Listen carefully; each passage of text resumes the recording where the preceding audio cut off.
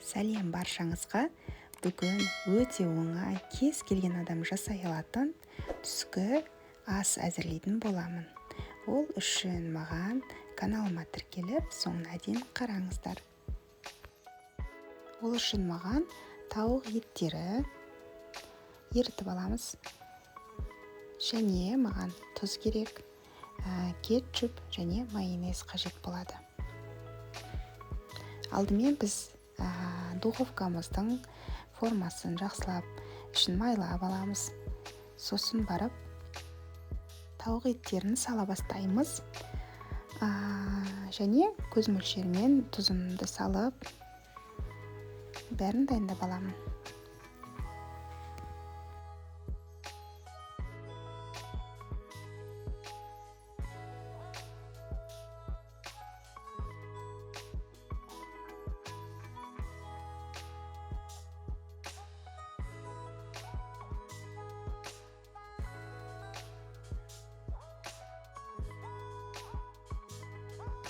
Мен осылай көз мөлшерімен тұздап аламын.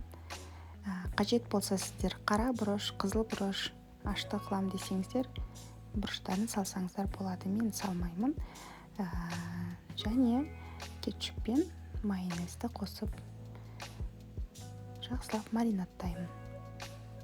Міне осылай тұздарын. Мен көп салмаймын тұзды.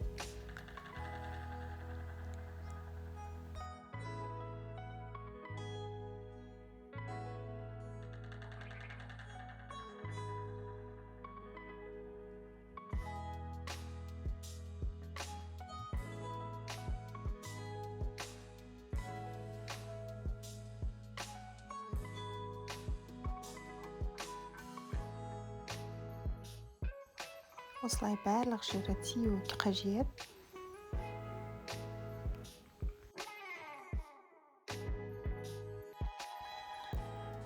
Міне осылай енді духовкаға салып пісіреміз.